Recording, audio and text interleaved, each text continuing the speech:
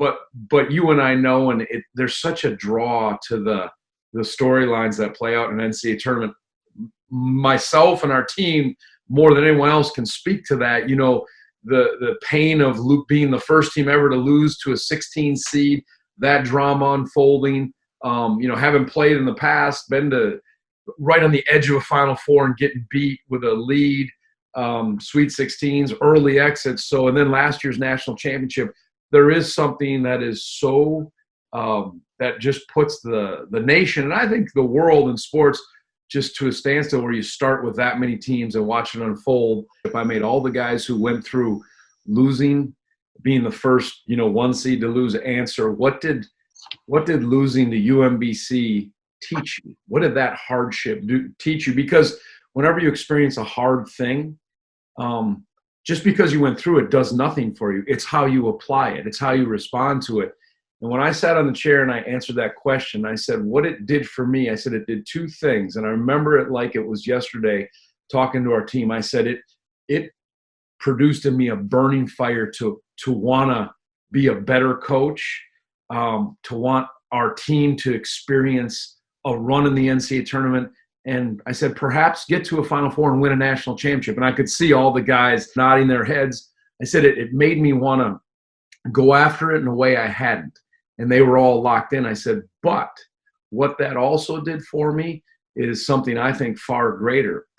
It made me realize that if I never win a national championship, if someday I get fired as a coach, I'll still be okay, because it made me realize that my hope or my identity has to be in something greater than just sport.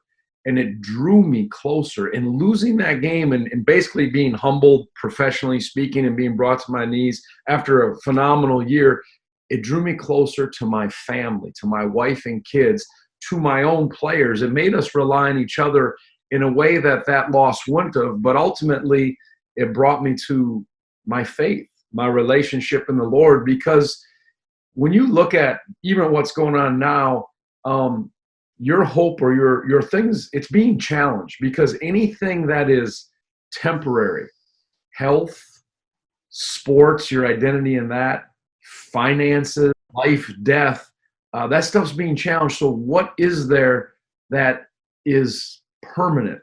And that's where I've always, you know, I can remember when I was on the podium at the Final Four and someone asked me a question. You know, when you're in the media rooms for the Final Four, that's like another world. There's so many media people there, and they're asking so many questions. And someone asked me a question.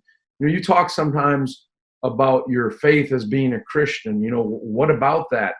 And right away when I was sitting there, a verse from the Bible popped into my head. But it says, always be prepared to give a reason for the hope that you have, but do it with gentleness and respect. And I can remember sitting there saying, the hope I have is not in being a national championship or being wealthy or even anything. The hope I have is in my faith in Christ and a hope in a life after this. If this all there is, you know, I was fortunate enough even to make it in the NBA. I was a backup point guard, but that was my dream as a little guy growing up.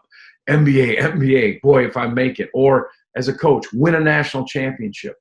If that's all there is, or to get married, and that's bigger than other things, or to, you know, be a parent, you find out pretty quickly if that's all there is, or that's your idol, it's going to be empty. There has to be something of significance more.